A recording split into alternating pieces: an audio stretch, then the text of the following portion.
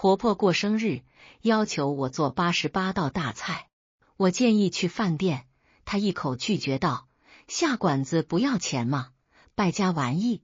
你看谁家做儿媳，富的像你这么好吃懒做，老公也跟着帮腔，不就是80多道菜吗？我妈让你做你就做，哪来这么多废话？去！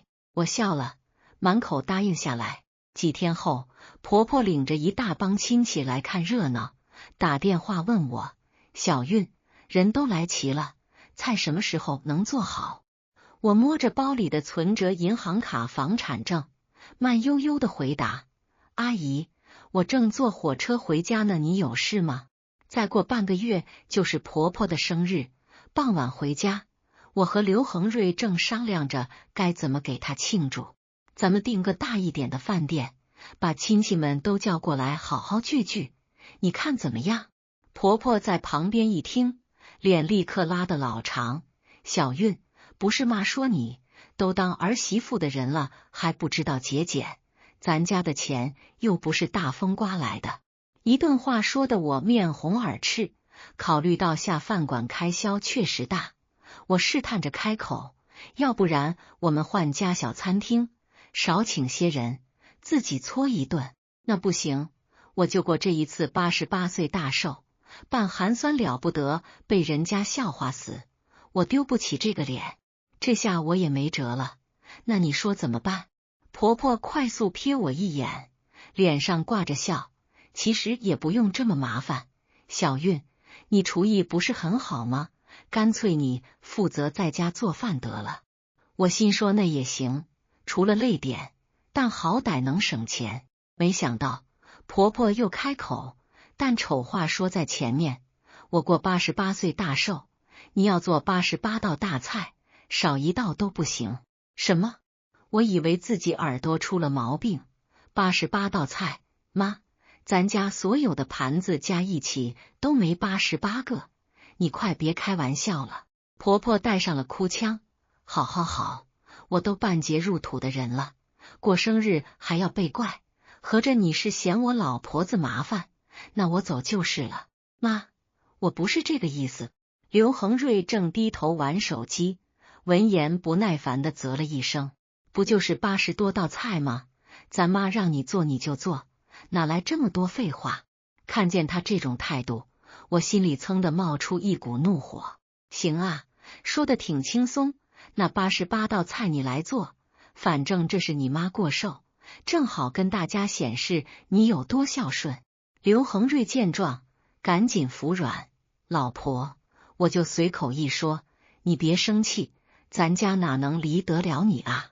去！我盯着他，先把话说清楚，我不可能做80多道菜，要么去饭店，要么你自己想办法。去！婆婆拍着大腿哭起来，刘恒瑞脸色有些难看。我妈也不容易，你就辛苦一下。我火气更大了。哦，我没嫁过来之前，怎么没听你说你妈不容易？你这个儿子是干什么吃的？你要尽孝可以，别光动嘴皮子，把活都丢给我。婆婆脸上青一阵白一阵，她拉着刘恒瑞在屋里嘀咕了几句。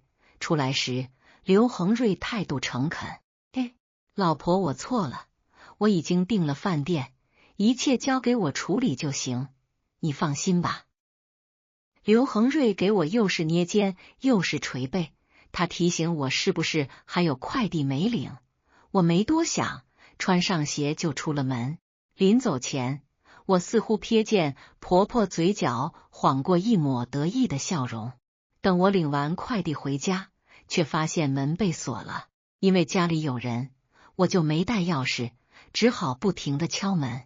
刘恒瑞，我回来了，你帮我开下门。敲了半天，门口毫无动静，但我听到屋内传来嘈杂的音乐声，我以为是噪音太大，刘恒瑞没听到，于是又给他打电话，还是打不通。夜里的温度有零下几度，我想着去快递站来回也就5分钟，为了省事，只套了件薄外套，根本不抗冻。我的手脚一片冰凉，黄涕都淌了出来。在我坚持敲了10几分钟后，婆婆的声音终于从门后传来：“小韵，你怎么才回来？刘恒瑞刚才出去了，我不会用这锁啊。妈，你把钥匙往右拧一下就行。”“好好好，我这就拧，你等会儿哈。”然而10分钟过去了，只听屋里叮叮当当一阵响，门还是没开。“妈，你弄好没有？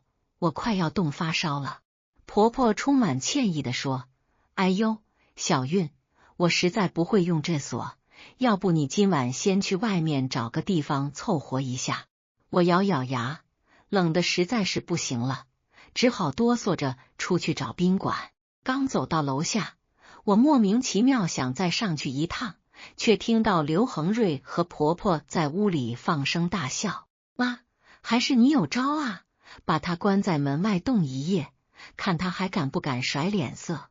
要我说，这种女人就是欠收拾，谁家做儿媳妇的这么好吃懒做，还顶撞长辈，真是好脸给多了。”一股气血直冲头顶，我狠狠踹向房门，大吼道：“刘恒瑞，你再说一遍，把门给我打开！”去！楼道灯应声亮起，刘恒瑞吓了一跳，随即隔着门跟我谈条件，想让我放你进来也行，你得答应给我妈做88道菜。做你大爷！我又不是你们家丫鬟。刘恒瑞冷笑一声：“那你就在外面冻着吧，什么时候答应，什么时候再进来。”我愣在原地，记忆里的刘恒瑞对我向来百依百顺，怎么会变成现在这样子？婆婆话里有话，小韵，当儿媳妇就要守婆家的规矩，省得让大家都不痛快。你一个女人，娘家离着又远，万一再受什么委屈，你说是吧？她威胁我。前几天娘家那边来了电话，说我爸刚做完心脏手术，我妈血压不太正常，还需要做进一步检查。在这个节骨眼上，我肯定不能再去给二老添麻烦，让他们担心。他们就是算准了我不敢和娘家张口，所以才敢这么欺负我。我在宾馆里睡了一夜，第二天想明白了，不就是想摆谱吗？行，我成全他们，反正到时候丢人现眼的又不是我。早上回家，婆婆笑容灿烂，仿佛昨天什么都没发生过。“小韵回来了，我专门给你留的大骨头汤，快喝吧。”碗汤上面漂浮着几块白花花的肥肉，我差点没吐出来。我随手翻了翻刘恒瑞的碗，面条下面全是排骨和大虾，还有2个荷包蛋。婆婆心虚的移开目光，我想着你胃口小，油水吃多了对身体不好。果然如此。昨天我思索了一夜，想起很多细节。刚结婚那会儿，我说我不吃洋葱，只要一到婆婆家，恨不得每个菜里都塞满洋葱。洋葱多好啊，小玉你尝尝，就吃一口，妈特意给你做的。我反复强调我对芒果过敏，结果婆婆家摆满了芒果，芒果干、芒果汁、芒果蛋糕，我闻着就犯恶心。我喜欢吃蓝莓，婆婆推3阻4。刘恒瑞上午提出想吃车厘子，婆婆下午就能把它买回来。我闺蜜给我带的巧克力转手被她送给亲戚，无论我买多少个新发圈，总会神秘消失，第二天一定出现在婆婆头上。我虽然不爽，但还没张嘴，婆婆嗷的一声哭天抢地，就差没给我跪下磕头了。刘恒瑞包圆了所有的家务，追着替他妈道歉，我也不想让他左右为难，看在是一家人的份上，便没再多说什么。谁知道我把人家当亲人，人家把我当丫鬟。我忽视婆婆肉疼的表情，拿过刘恒瑞的碗开吃，边吃边说：“妈，我想好了，88道菜而已，我一定做得漂漂亮亮的，保准让你脸上有光。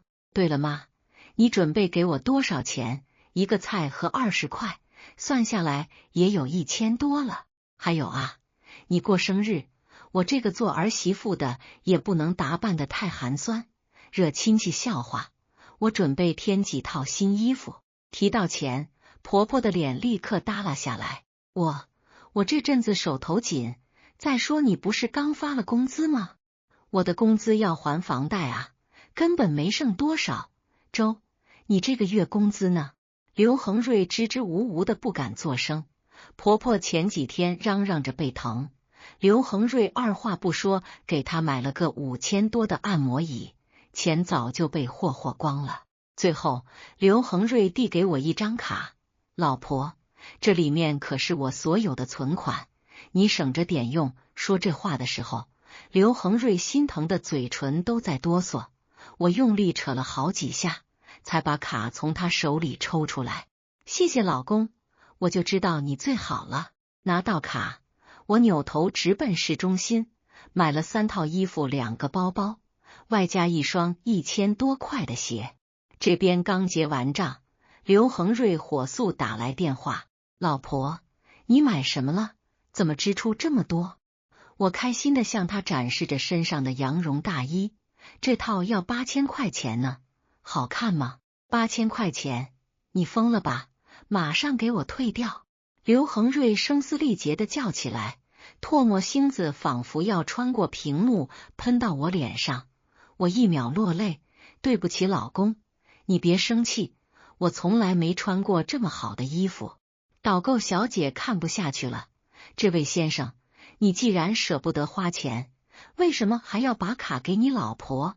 又当又立，真穷没必要装假大方。刘恒瑞沉默几秒，脸就像煮熟了的虾，他嘴硬道：谁说我舍不得？我只是怕我老婆买到假货被骗了。导购小姐早已看透一切，您放心，我们店100%是正品，假不了。女士，你看看还有什么喜欢的？我看向刘恒瑞，刘恒瑞挤出一个笑容：买，随便买，我掏钱。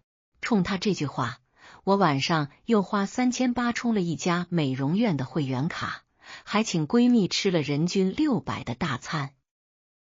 晚上回家，婆婆看见我容光焕发的模样，眼珠子差点从眼眶里蹦出来。我不是让你买菜吗？菜呢？我拎着大包小包，把房门从里面一锁。妈，你先别急，离寿宴还早着呢，我要好好准备，绝不给你丢脸。第二天，我和朋友在音乐会现场玩得正嗨，刘恒瑞一口气给我打了8个电话，他连声音都在颤抖。老婆，你现在在哪？我卡上怎么又少了好几千？哦，我刚跟朋友听音乐会呢，有事等我回家再说吧。刘恒瑞再也装不下去了，他猛地拔高嗓音：这都快9点了，家里也没人做饭，你还不赶紧回来？哎呀，那怎么办呢？我已经朋友约好了去吃海鲜，实在是推不掉啊，要不老公你开车来接我？电话那头只能听见粗重的喘息声，刘恒瑞快气爆炸了。我刚结完饭钱，就收到了银行卡被停的短信。与此同时，婆婆还给我发了10几条60秒的语音，我听了个开头，活像《聊斋》里尖叫的女鬼。推开门，婆婆和刘恒瑞坐在沙发上，2个人抱着双臂，目光就没从我身上离开过，尤其是刘恒瑞，看向我的眼神像淬了毒一样。在外面浪得很爽吧？你还有脸回来？婆婆脸色很差，她拿鼻孔对着我。我说小韵，女人要懂得自尊自爱，结了婚还整天在外面鬼混，你自己看像不像话？我把手里的袋子递过去，婆婆看清之后，态度瞬间来了个180度大转变。人参、丝巾、金晃晃的手镯，每拿一件东西，婆婆的嘴都快笑烂了。她看向我的眼神立刻变得慈爱起来。刘恒瑞仿佛被割了块肉，他怒吼一声：有什么可高兴的？还不都是花我的钱？你是舒服了，我妈的寿宴怎么办？一句话拉回了婆婆的理智。我抢先一步开口：“妈的寿宴包在我身上，88道菜，我记着呢。”刘恒瑞狐疑地盯了我几秒，面露嘲讽：“你最好说到做到，要是有什么差错，到时候被戳几辆冒的可不是我。”我憋着笑，点点头：“钱捞够了，现在也该让你们尝尝被要的滋味。”我去菜市场绕了一圈，然后发了个朋友圈：“备战88大寿，拎菜回家。”我发了条朋友圈：“备战88大寿。”慢悠悠的洗完菜，我继续发朋友圈：“备战88大寿。”发到第4条时，婆婆终于忍不住了，她打电话怪我：“小韵，你就不能低调点吗？现在亲戚们都知道我要过寿，一个两个都跑来问我，我手机都快被打爆了。”我拒绝得很干脆：“不行，妈，你就过这一次88岁生日，我必须记录全过程，表示诚意，要不然指不定别人会怎么看我呢。”婆婆欲言又止，最后还是沉默了。接着我又拉了个群，把7大姑8大姨聚到一起，并置顶群公告：为给家婆举行88岁大寿，麻烦大家点赞我发的每一条动态，若及不够将无法继续进行，稍后我将会公布点赞人数，谢谢大家配合。群里顿时炸了：“有病吧？真要做88道菜？你婆婆是慈禧太后啊？谁敢这么使唤我闺女？老娘飞过去把他们家砸烂，做你奶奶个腿！不知道的还以为你婆婆要登基了，谁出的馊主意？这不存心想坑死儿媳妇吗？”等群里讨论差不多了，我才弱弱的发了条语音：“大家千万别这么说，待会婆婆不高兴，我还要挨骂。我先去备菜了。”婆婆打麻将回来，气得直翻白眼，冲过来劈头盖脸把我一顿骂：“梁思韵，你在外面到底说了些什么？害我被指指点点，我以后还怎么见人？”我假装糊涂：“妈，我一直在家忙活，什么都不知道，你怎么了？”这时门铃声响起，刘恒瑞下班回来了：“老婆快开门，我肚子疼，要上厕所。”婆婆刚要走过去，我一把拦住她，翻了翻手机，大声问：“你是不是没给我朋友圈点赞？”刘恒瑞急得在门外来回蹦跶：“点什么赞？你先开门，我肚子疼得受不了了。”我拉下脸：“老公，我还特意置顶，让每个亲戚朋友都点赞，咱妈过生日，你怎么一点也不上心？”刘恒瑞急得满头大汗：“老婆，求求你给我开门吧，咱们有事好商量。”隔着门，我让刘恒瑞点赞我发的每一条动态，足足100多条朋友圈。刘恒瑞表情扭曲，马上要哭出来了：“这回行了吗？快给我开门！”我拿着钥匙比划了半天，从左拧到右，从右翻到左，周咆哮起来：“到底好了没有？难道要我拉裤子里吗？”我满怀歉意：“老公，我好像把门锁死了，暂时打不开，要不等我再研究研究，或者你先去找公厕。”这附近哪有公厕？婆婆按耐不住，抢着要来开门。经过她一番猛虎操作，钥匙成功的断在了锁里。“老公你别急，我现在就找开锁匠过来。”刘恒瑞刚升起希望没多久，我告诉他，开锁匠半路堵车，还需要20分钟才能到我们小区。砰！刘恒瑞满脸绝望，连滚带爬的冲下楼。没过多久，楼下一阵喧哗，有人来叫我婆婆：“刘婶，你儿子出事了。”刘恒瑞倒在草丛里，半边屁股鲜血淋漓，婆惨叫一声扑过去，好像被挖了心肝似的。你说这好好的怎么会被狗咬了呢？都多大的人了，也不知道回家上厕所，真没素质。有人向婆婆打听事情原委，婆婆的小眼睛拼命眨巴，她可不敢把命令儿媳妇一个人做88道菜的事说出来，大家不把他骂死才怪。好不容易回到家，刘恒瑞脸色惨白，婆婆兴奋地走进厨房，想看看我做了什么好吃的，给他儿子补身体。几十个塑料盘子一字形摆开，每个盘子都摆着一粒花生米，没错，是一粒。婆婆在厨房来回搜寻了3遍，不可置信地问我：一下午你就做了这点菜？我热情洋溢地向她介绍着，这是9盐花生米、醋花生米、酱花生米、沙拉酱腌花生米吗？我能干吧？婆婆瞪大眼睛，一口气险些没喘上来。你，刘恒瑞半死不活地瘫在沙发上，看向我的眼神中充满怨恨。婆婆学精了，她不出去打牌，也不出去跳广场舞，她在厨房放了个小板凳，专门盯着我做菜。小韵，妈也是为你好，我就快过生日了，你可不能偷懒啊！我老老实实做了2天饭。婆婆放松警惕，她扭头就去向亲戚朋友炫耀，到处发请帖收礼金。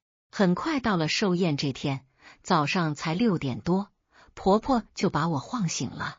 小韵，你叔伯他们马上就要来了，都准备好了吧？我点点头，借口还要去采购东西，趁着没人注意，拉着行李箱，带上存折、银行卡、房产证，直奔火车站。9点半，我坐上了火车。婆婆给我发消息：小韵，东西买好了吗？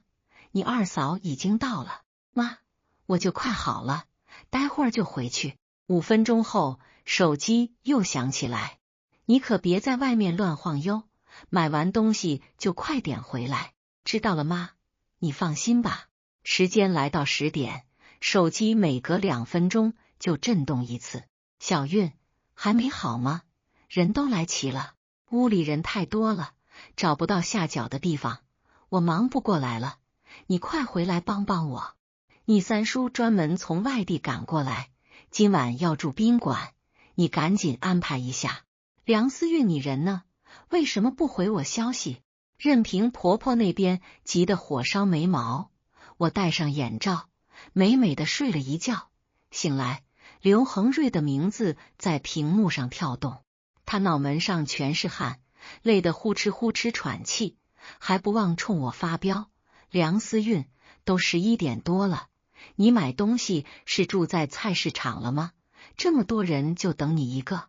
婆婆也好不到哪去，她怒气冲冲地说：我腰都快累断了，你别忘了要做88道菜，到时候我可不会帮你。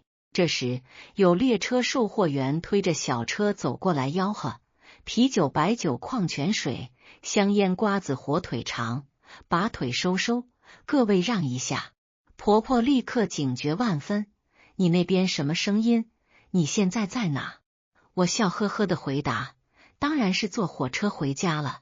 阿姨，你有事吗？刘恒瑞和婆婆都傻了，半晌，他们才愤怒的大吼大叫起来。婆婆更是直接嚎大哭：我礼金都收了，你不回来，谁来做菜？这么多人去饭店，不得把我家吃垮啊？谁管你？我没有告诉父母我要回家，看到他们的那一刻，我终于抑制不住心中的委屈，失声痛哭起来。爸妈得知事情经过，又气又心疼，当场就要去找周家算账。我爸还算理智，他先把我堂哥堂弟、叔叔伯伯，凡是能抄家伙的亲戚都叫了过来，几十个大汉把屋里挤得水泄不通。电话铃响起，我示意众人安静下来，然后打开免提。刘恒瑞上来就破口大骂：卧槽你妈的，梁思韵，你赶紧给我滚回来，等我妈寿宴办完了，老子再跟你好好算账。我爸吼了一句：你骂谁呢？你再骂一句试试。刘恒瑞那边瞬间哑火，他结结巴巴地说：爸，你怎么也在？我不是那个意思。婆婆一见儿子受气，顿时不乐意了，她故意扯着嗓子喊：哎呦喂，亲家公别发这么大火，小心哪天再犯了心脏病，两腿一蹬去见阎王爷喽。你女儿自己不检点，也就我们小瑞不计前嫌，愿意好心收留她。你换家人试试，你女儿还不得被扫地出门。我妈的血压蹭蹭往上窜，堂哥掐灭烟头，霍地站起来，一行人开着车浩浩荡荡的上路，连夜到了婆婆家。我妈跳下车，拿着大喇叭喊：姓周的你给我滚出来，敢使唤我闺女做88个菜，你丫的老娘给你88巴掌！刘恒瑞探出半个头，迅速关上了窗户。你他妈刚才在电话里不是挺横吗？咋的就会欺软怕硬？滚下来说话！你妈活不到88岁，明天就要死了是吧？要不要我去坟头给你烧点纸？下一秒，我婆婆尖叫着冲出来，我妈上去就给她一耳光。婆婆往地上一坐就是哭，大伙都来看看。儿媳妇找娘家人打婆婆，一家子恶人，没天理了。我妈可不惯着她，把人拎起来，对准脸左右啪啪开弓。刘恒瑞急眼了，他刚用手指着我，我堂哥一脚踹在他肚子上。是你吧？我妹不同意做饭，就把他关在门外受冻，挺有本事啊！你敢对你领导这样干嘛？刘恒瑞不停地往后缩。哥，你听我说，这都是误会。婆婆突然发疯，她冲刘恒瑞喊：儿子，不用怕他们，除了咱家，我看谁还愿意要这个破烂二手货。她抹掉嘴边的血迹，挺直腰板，不伺候婆婆，还敢跟丈夫动手，你简直大逆不道，死了都不配进我家祖坟。这事如果传出去，我看你还怎么在本地混下去，脊梁骨都该被戳烂了吧。婆婆斜眼瞪着我，现在你领着你娘家人给我跪下道歉，然后再做88道菜，我可以既往不咎，允许你回我们家。哇，不能进祖坟，好厉害的手段！一时间四周寂静无声，婆婆还以为我们被吓住了。我爸的回答是一巴掌扇掉了婆婆半口假牙。他妈了个巴子，别以为你是精神病我就不敢揍你。现场一片混乱，众人费了好大劲才把我们两家分开。居委会主任也来了，婆婆哭着迎上去，要居委会替她讨回公道。主任连连摇头：你有什么好哭的？要不是你处处为难儿媳妇，这事能闹这么大吗？婆婆梗着脖子叫屈：我为难她？儿媳妇伺候婆婆是天经地义，我们那时候都是这么过来的，就她一个人装矫情，想造反吗？主任也不客气：那你给你婆婆做过88道菜吗？仗着年纪大到处作妖，我看你就是没事找事，过个生日而已，你要飞升成仙啊！婆婆脸涨得通红：老李，咱们都认识多少年了，你怎么能帮着一个外人说话？我帮理不帮亲，就你儿子宝贝，稍微干点活就叫苦连天。你儿媳妇都发高烧了，不照样出去上班？怎么不见你心疼？刘婶子，做人昧良心会遭天谴的。事情都到这份上，刘恒瑞仍然毫无悔改之意。我提出婚，他反而冷笑起来：哟，终于不装了，准备跟你那个情夫双宿双飞。梁思运，天底下怎么会有你这种不要脸的贱人？此话一出，周围更沸腾了，众人恨不得竖起耳朵听八卦。我也懵了，哪来的情夫？我自己怎么不知道？刘恒瑞调出几张照片，一一展示在众人面前。照片里，我和一个中年男人一起吃饭，谈笑风生，坐了他的副驾驶，还跟他打高尔夫球。刘恒瑞恶狠狠地剜了我一眼：大家看见没有？梁思运给我戴绿帽，现在事情败露就急着离婚，一对奸夫淫妇。我沉默了。这不是我客户陈总吗？前段时间，刘恒瑞正为公司业务犯愁，我和陈总的关系还不错，于是就求他帮忙，极力促成了这笔单子。刘恒瑞还为此得到提拔。他居然私底下偷偷调查我，现在还反咬一口。婆婆底气十足，跳着脚骂：我早就看出来你不是什么好东西，看你还怎么狡辩。要离婚可以，你必须净身出户，还得赔精神损失费，要不然咱们就一直耗着。我松开手，把这2段语音发给陈总。陈总发来一串问号。刘恒瑞接了个电话，立刻转过身：您说，现在要我到公司，可明天才是周一。他的嗓门越来越大。什么？顾客要取消合作？可咱们连合同都签了啊！我也不清楚。就算没开免提，也不难听见老板那高昂的骂声。挂断电话，周面如死灰。完了，全完了！客户突然取消合作，还准备去起诉我，公司要我自己负责。婆婆比他还着急，好好的怎么会成这样？儿子，你该不会是被小人陷害了吧？母子2人不约而同的瞪着我。刘恒瑞向我扑过来：臭婊子，肯定是你搞的鬼，你又和哪个男人睡？我妈抄起砖头，二话不说就给刘恒瑞开了瓢，把老太婆吓得像老鼠一样吱哇乱叫。从小到大，我都舍不得打小韵一下，她在家都没干过家务，怎么到你那就要受尽委屈？我闺女是嫁过去，不是卖给你们家了。刘恒瑞被砸得头破血流，婆婆见势不对，咣当一声跪倒在地，哭哭啼啼的抹眼泪。小韵，以前有些事是我做的不对，但我一直把你当亲女儿疼，我给你磕头了行不行？要不然我就不起来。说完，他发现大家都面无表情，于是一咬牙，真的把脑袋拼命往地上撞。趁他弯腰的功夫，我5岁的小侄子爬到他的背上，2腿一夹，揪着婆婆的头发喊：嫁！我要骑大马！婆婆疼得龇牙咧嘴，想要爬起来，结果又摔了个狗啃泥，惹得众人哄堂大笑。我低头看着她，得了吧，把我当亲女儿疼，这种鬼话恐怕也只有你自己才会信灵。晾衣服从来都不拿我的那一件，发着高烧叫我起来拖地，下班回家说是给我留了饭，其实就是你们吃剩的残羹冷炙。偷拿我抽屉里的珍珠耳环，我当初真是瞎了眼，才会嫁到你们家。刘恒瑞那边的亲戚也不是傻子，他们大部分人是从外地赶过来的，颠簸了半天，既掏路费又拿礼金，连口饭都没吃上，谁愿意当冤大头？刘婶，你收钱不办事，这跟诈骗有什么区别？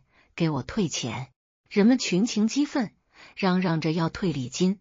刘恒瑞自觉丢人，对婆婆喊道：妈，你快把礼金退了，赶紧让他们走。婆婆神情慌张，低下头不敢看人。钱都被我花了，没法退。刘恒瑞瞪圆了眼睛，你前几天不是收了近10万块的礼金吗？钱都去哪了？婆婆说话就像蚊子在哼哼。你表叔要做生意，我想着大家都是亲戚，能帮一把是一把。刘恒瑞怒火攻心，几乎要呕出血来。他就是个赌鬼，钱借出去就甭想再要回来。傻逼！婆婆嗷的一声嚎啕大哭，开始狂扇自己耳光。钱已经没了，难道你要让我去死吗？老头子啊，你看看你的好儿子，他要逼死亲娘。刘恒瑞手上青筋暴起，只差没掐住婆婆的脖子。吃席的亲戚一听钱拿不回来，于是想了个折中的办法，不给钱可以，拿屋里的东西等价交换。半小时后，望着新的像毛坯房的屋子，婆婆抱着粥大哭。刘恒瑞麻溜的跪下，给我们一家人磕头认错。爸妈，是我混蛋，我对不起小韵，求你们再给我一次机会，我以后肯定好好跟小韵过日子。我妈站出来，想不离婚也行，刚巧我也要过生日了。你是打算送我88对8两重的金镯子，还是送88对和田玉如意？刘恒瑞不说话了，我心里突然咯一下，堵得厉害。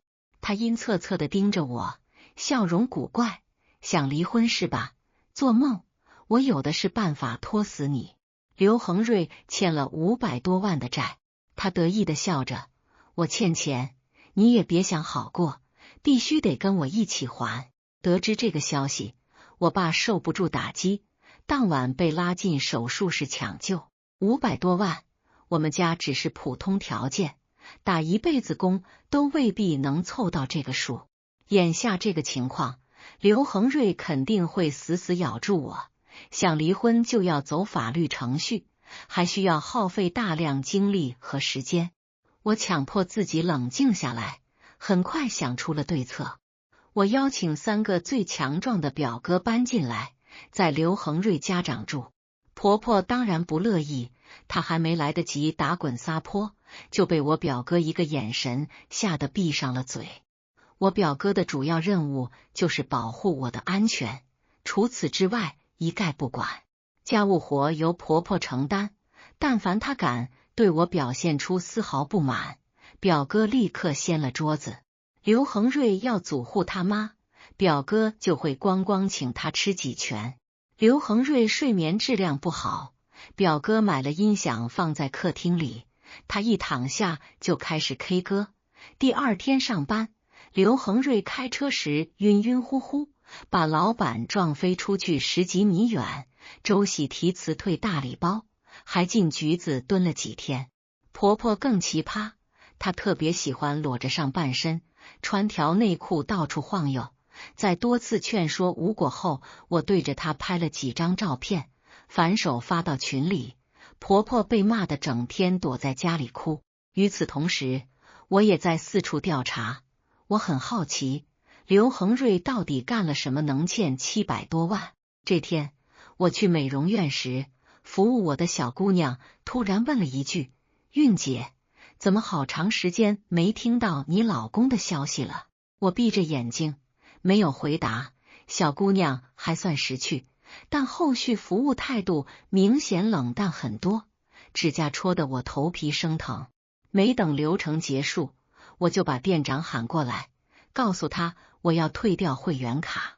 小姑娘立刻就哭了，她先是对我进行道德绑架，后来实在没办法，她破防了，在店里大吼大叫：“黄脸婆装什么啊？怪不得你老公不喜欢你，活该！”于是我没费多少力气查到这小姑娘是刘恒瑞包养的情人，两人同居半年，女孩已经有了3个月的身孕，她等不起了，需要一个名分。刘恒瑞欠的500万元，有2/3都花在女孩身上，给她买了套小房子和一辆跑车，这下就方便多了。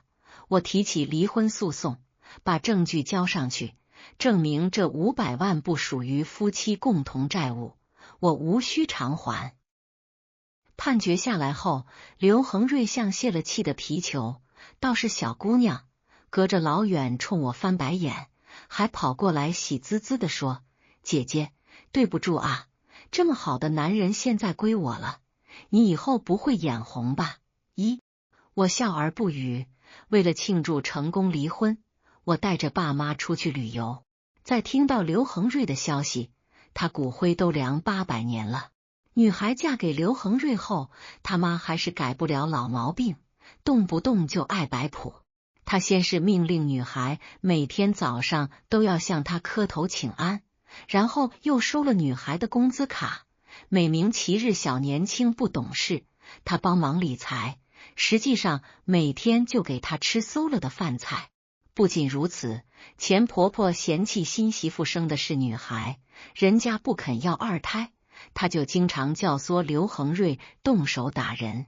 新媳妇也不是好惹的，她在前婆婆和刘恒瑞的饭里拌了老鼠药，两人一命呜呼，新媳妇投案自首。